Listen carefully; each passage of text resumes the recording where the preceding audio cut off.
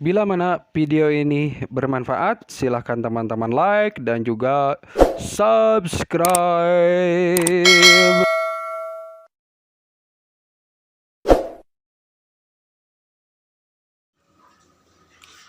Halo Sobat Racing, kembali lagi ke WOS Channel.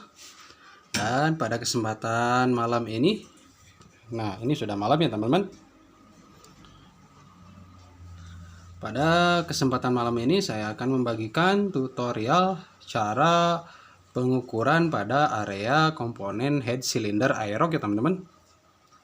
Dan tentunya jika video ini bermanfaat, silahkan kalian like, subscribe, dan juga komen ya teman-teman di kolom komentar tentunya ya teman-teman. Nah, untuk proses lebih awal, saya akan melakukan tahap pembongkaran pada bagian-bagian komponen yang terdapat di head cylinder aerox ini ya teman-teman. Baik, saya akan membukanya terlebih dahulu pada bagian area businya seperti ini. Dan tadi sudah saya kendorkan. Nah, seperti ini ya teman-teman. Nah, untuk bagian klep pada bagian aerox ini terdapat 4 klep ya teman-teman. Dan tentunya itu akan bingung saat pemasangan nantinya kalau tidak ditandai. Nah, untuk langkah awalnya saya akan menandainya dengan cara saya ya teman-teman. Seperti biasa, cara yang saya lakukan yaitu dengan menandai bagian salah satu klepnya ya teman-teman. Antara klep in dan klep X, itu salah satunya saja untuk menandai bagian klepnya. Caranya seperti ini, saya menggunakan saya menggunakan tuner seperti ini ya teman-teman. Apabila tidak mempunyai tuner juga, kalian bisa pergunakan kikir atau semacamnya untuk menandai bagian salah satu klepnya. Seperti ini, saya akan menandainya garis saja. Nah, seperti ini.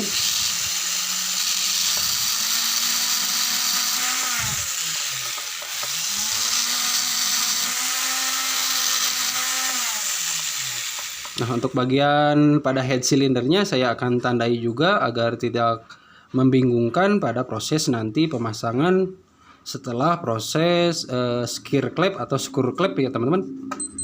Nah, seperti ini.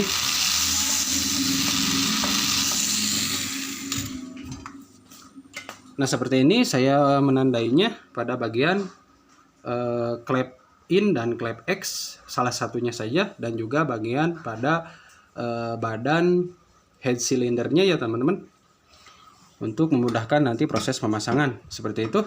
Baik, lanjut kita akan proses pembukaan satu demi satu bagian komponen aerox ini.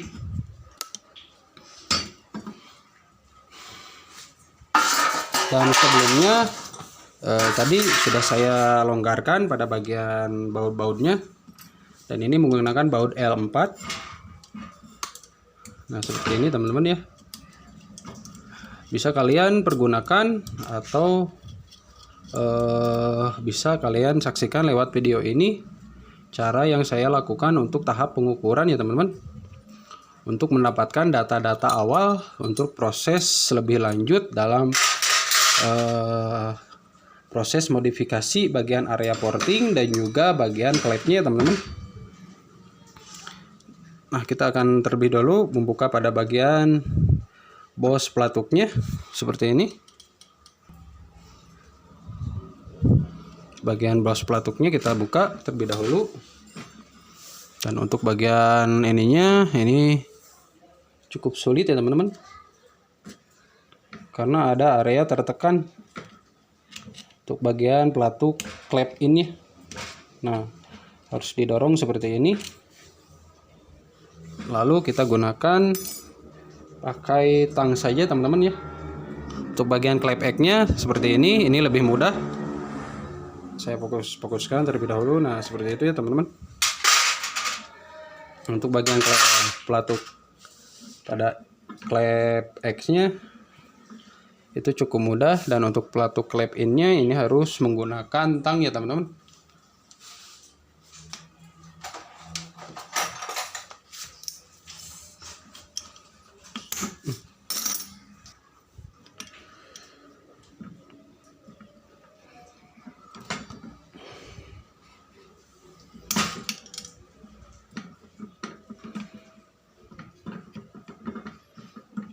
hati-hati saat proses pembukaan pada pelatuk klep ini. Nah, seperti itu karena ada kerja dari per pelatuk seperti ini untuk kerja pada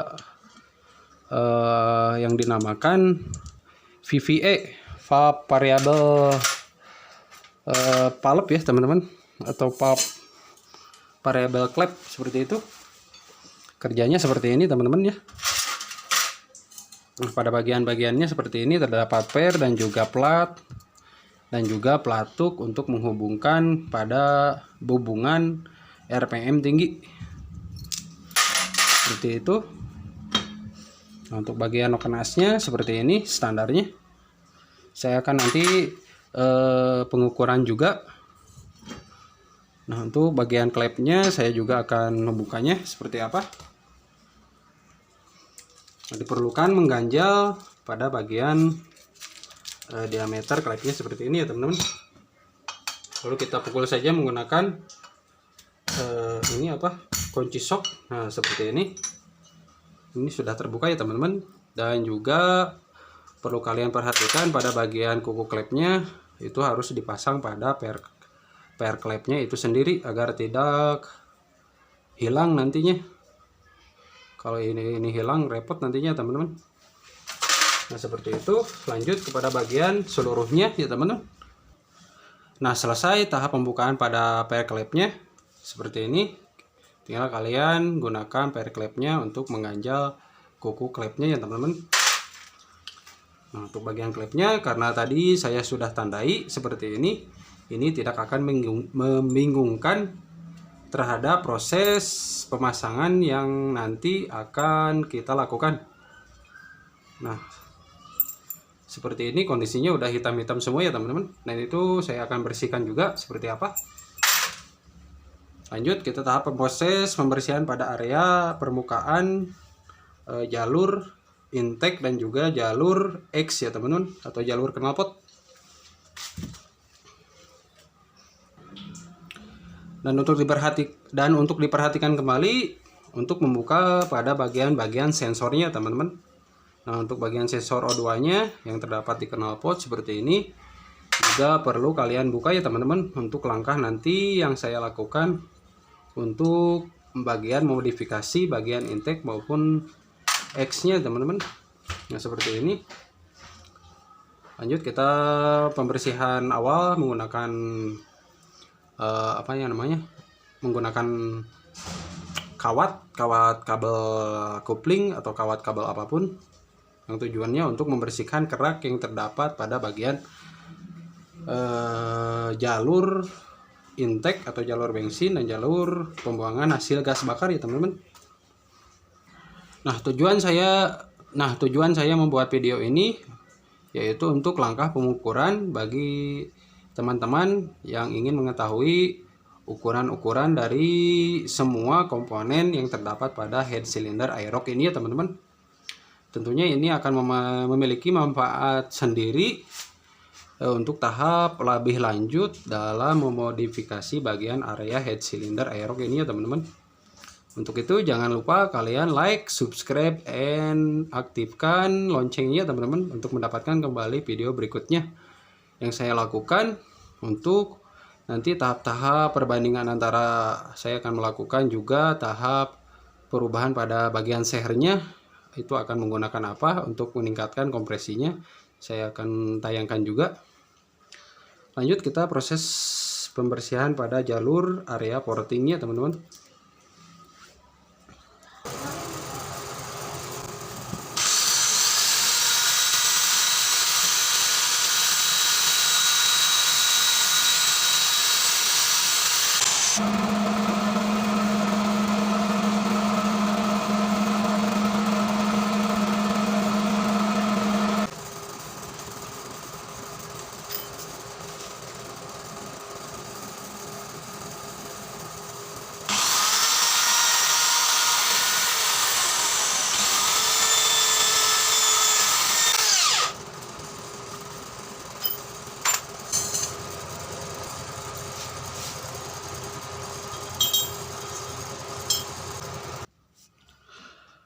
Nah, proses pembersihan pada area permukaan yang terdapat banyak kotoran tadi sudah saya lakukan.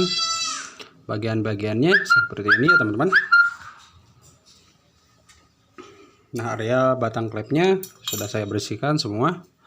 Lanjut kita proses pengukuran pada komponen head cylinder aerox ini ya teman-teman. Berapa sih ukuran-ukurannya? Dari ukuran diameter klep antara in dan X, dan juga panjang klepnya berapa, diteruskan kembali batangnya berapa ya teman-teman. Untuk teman-teman atau teman-teman mekanik pemula yang ingin mengetahui ukuran dari komponen head cylinder aerox ini, tentunya ini akan memiliki manfaat sendiri ya teman-teman. Untuk itu jangan lupa subscribe ya teman-teman. Nah baik, lanjut kita tahap pengukuran saja pada bagian komponen komponen head cylinder aerox ini ya teman-teman. Nah, tujuan dari pengukuran awal yang saya lakukan yaitu untuk mengetahui data-data awal pada head cylinder aerox ini. Nah, untuk pengukuran pertama yang akan saya lakukan pada klep in ini ya teman-teman. Pada klep, bagian klep ini. Nah, untuk diameternya sendiri, diameter klep in aerox ini terukur 19,50 ya teman-teman. Nah, bisa dilihat sendiri. Dan untuk diameter batang klepnya ini sendiri yaitu terukur 4,99 atau dibulatkan menjadi 5 mm ya teman-teman. Nah, untuk panjang dari klep ini sendiri terukur 84,12 ya teman-teman. Untuk diperhatikan kembali. Nah, untuk bagian klep innya yang satu lagi saya juga akan melakukan pengukuran seperti ini, dan ukurannya sama, selisih 0,01, ini hanya toleransi. Dan untuk diameter batangnya ini terukur 499 juga ya teman-teman, sama seperti yang tadi. Nah, untuk panjangnya sendiri apakah ada perbedaan atau tidak bisa dilihat langsung oleh saya sendiri dan juga teman-teman yang ada di rumah ataupun dimanapun ya teman-teman. Terukur 84,09. Yang satu lainnya lagi kita ulang, sama saja 84,09. Selisih 0,01 itu hal biasa ya teman-teman, itu toleransi saja. Lanjut kita pengukuran bagian klep diameter klep X nya. Nah, bisa dilihat langsung ini terukur 17 mili ya teman-teman pada klep bagian exhaustnya atau bagian klep knalpotnya. Untuk diameter batangnya sendiri ini terukur 4,96. Untuk batang klepnya antara klep in dan klep X ini terdapat perbedaan ya teman-teman. Nah, seperti ini 4,96. Untuk bagian klep innya itu terukur 4,99 ya teman-teman. Nah, ini tujuannya yaitu untuk memiliki fungsi itu sendiri, karena bagian klep ini mendapati kondisi panas yang cukup besar ya teman-teman, sehingga akan terjadi pemuaian pada batang klep ini sendiri. Dan tentunya insinyur-insinyur Yamaha sudah memperhitungkan pada bagian klep X ini. Nah, seperti ini ukurannya 4,96 dikarenakan kondisi pada bagian klep X ini sendiri memiliki panas yang cukup besar sehingga dapat terjadinya pemuaian pada bagian batangnya juga ya teman-teman. Tidak hanya bagian bagian payungnya saja, ini akan menyebar seluruhnya, dan itu akan menimbulkan pemuaian yang cukup sesak kepada bos klep itu sendiri. Nah, ini terhitung segini itu untuk mengantisipasi terjadinya pemuaian yang cukup besar.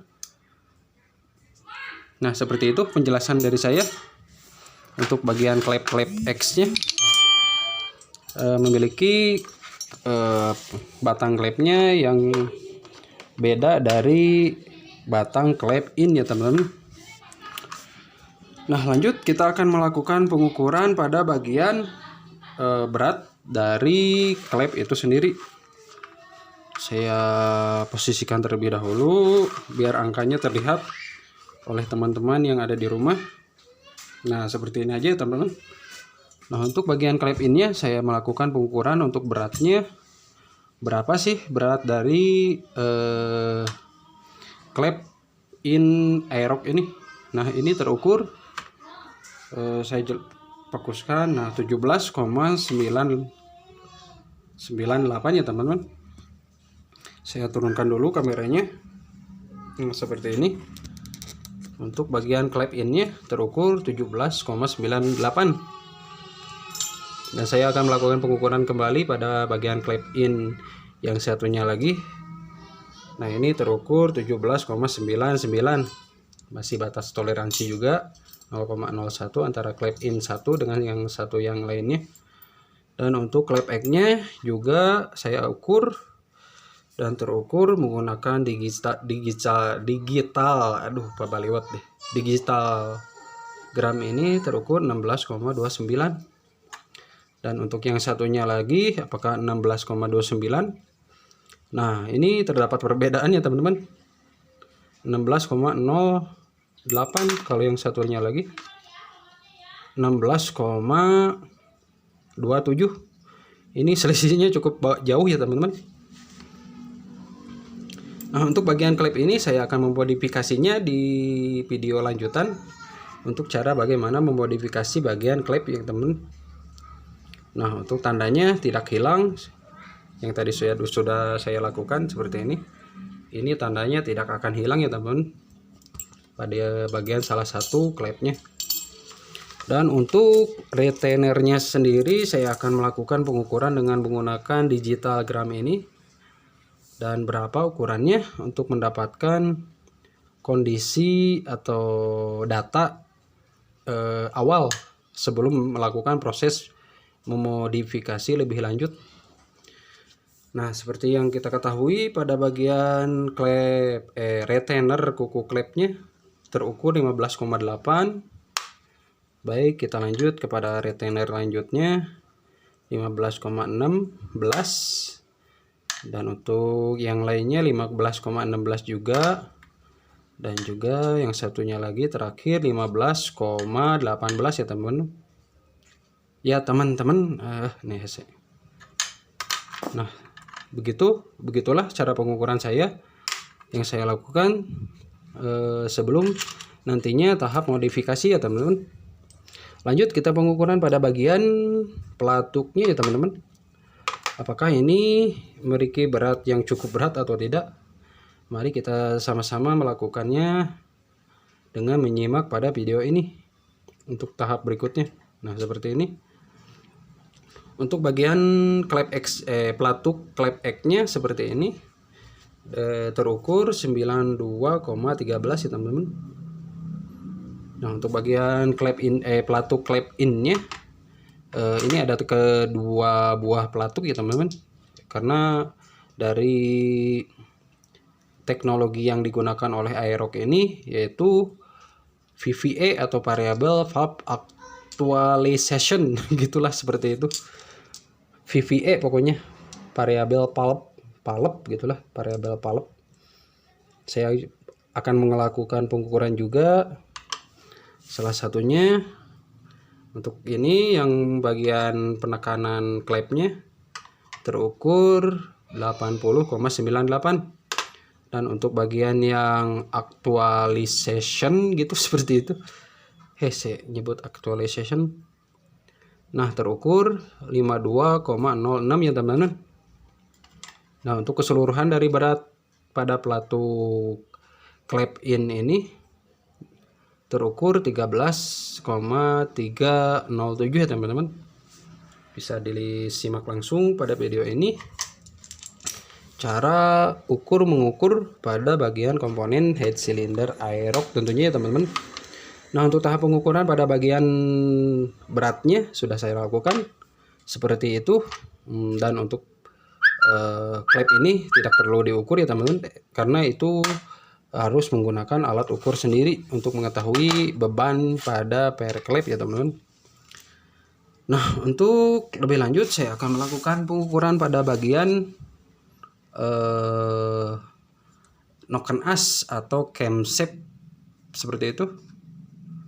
Nah, seperti ini tahap pengukurannya. Pada bagian hubungannya ini terdapat 3 hubungan ya teman-teman, atau 3 loop sekaligus, yang itunya tentu memiliki teknologi sendiri pada Yamaha Aerox ini, karena terdapat 2 hubungan pada clap in-nya ya teman-teman. Nah, seperti ini. Pada kondisi yang satu, antara yang satu dan kedua ini memiliki fungsi sendiri ya teman-teman. Karena hubungan yang satunya untuk RPM bawah dan untuk hubungan yang kedua itu memiliki pada RPM atas ya teman-teman. Karena untuk meningkatkan kinerja dari mesin Aerox itu sendiri, atau NMAX pun sama seperti ini. Teknologinya VVA juga, variable valve actualization gitu seperti itu ya teman-teman. Nah, untuk hubungan yang satu, untuk hubungannya, nah ini saya akan melakukan pengukuran bagian hubungan noken asnya, noken as hubungan clap X ya teman-teman. Terukur pingkangnya 25,23. Nah, seperti ini hubungan clap X nya. Untuk tingginya sendiri terukur 29,46 ya teman-teman. Nah, untuk hubungan clap in nya atau untuk RPM atas ini bisa disebut seperti itu. Ini terukur 28,27 untuk pinggangnya ya teman-teman. Dan untuk tinggi dari hubungan RPM tingginya ini yaitu terukur 32,64. Dan untuk hubungan clap in untuk RPM rendah seperti ini 28,05. Nah, bisa disimak langsung. Saya fokuskan terlebih dahulu. Nah, untuk tinggi dari hubungan RPM rendahnya, nah terukur 32,27 ya teman-teman. Mengapa demikian?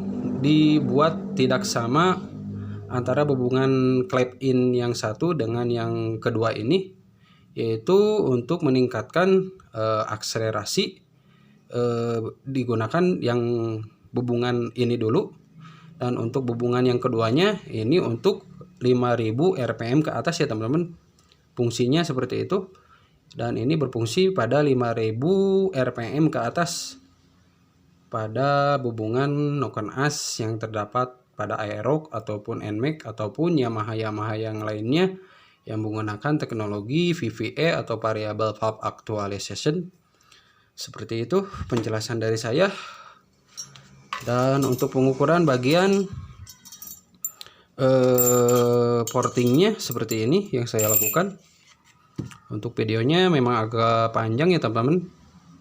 Untuk modifikasi pada bagian head cylinder ini atau head cylinder motor apapun, saya selalu melakukan cara seperti ini. Nah, untuk diameter seatingnya sendiri terukur seating clap in ini ya teman-teman. Ini terukur 16,94. Dan untuk yang satunya lagi, clap in yang satunya lagi, seating clapnya terukur 17,01. Nah, kenapa ini beda ya? Saya tidak tahu juga. Sama teman-teman ya. Terukur 17,02 untuk bagian seating clap in-nya. Dan untuk diameter lebar pada bibir saya susah deh. Dan untuk melakukan pengukuran pada dinding bagian intake-nya, lebarnya ini terukur 28,95 ya teman-teman. Nah, seperti itu pengukurannya yang saya lakukan.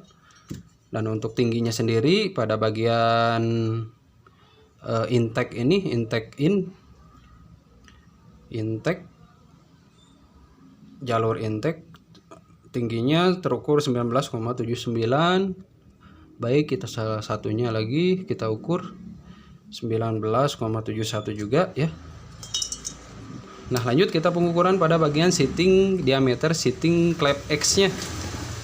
Apakah berapa ukurannya? Nah, ini terukur 14,41 ya teman-teman. Untuk yang satunya lagi seating diameter seating klep yang satunya lagi seating klep X nya. Suka lupa kalau bicara. Nah, seperti itu ya teman-teman, 14,47 untuk bagian salah satu antara diameter klep X itu sendiri. Nah, untuk bagian diameter yang menuju knalpot berapa sih? Saya belum tahu juga. Mungkin teman-teman juga belum tahu untuk pengukuran seperti ini. Atau jarang juga kreator lain yang melakukan pengukuran seperti ini. Ini terukur 21,60 ya teman-teman. Pada bagian bibir yang menuju arah ke knalpot, jalur knalpotnya ya teman-teman. Nah, untuk tingginya sendiri ini terukur 22,12 ya teman-teman. Nah, seperti ini pengukurannya jalur knalpotnya atau jalur pembuangan hasil gas bahan bakar seperti itu. Terukur 22,13. Terdapat perbedaannya teman-teman pada bagian dinding jalur knalpotnya. Nah, ini 21. Setelah melakukan pengukuran yang dilanjutkan tingginya, ini 22. Nah, ini adalah cara termudah untuk memodifikasi pada area head cylinder aerox ini. Tentunya itu akan memiliki manfaat sendiri bagi teman-teman pemula ataupun mekanik-mekanik lainnya. Tentunya cara yang saya lakukan akan memiliki manfaat sendiri ya teman-teman. Nah, untuk video kali ini saya cukupkan untuk tahap proses pengukuran pada area komponen head cylinder aerox ini teman-teman. Untuk area head cylinder pada NMAX pun sama sepertinya, nanti saya akan lakukan juga kalau ada bahan. Nah, untuk video kali ini saya cukupkan sekian. Mudah-mudahan bermanfaat dan juga menambah ilmu dan juga wawasan tentang bagaimana cara pengukuran yang saya lakukan tadi. Mudah-mudahan bermanfaat ya teman-teman. Untuk itu silahkan kalian subscribe, like, and comment-nya teman-teman, untuk mendapatkan kembali video berikutnya yang akan saya lakukan untuk tahap memodifikasi pada area head cylinder ini. Silahkan teman-teman aktifkan loncengnya teman-teman. Sekian untuk video kali ini. Salam racing dari Voice Channel. Terima kasih.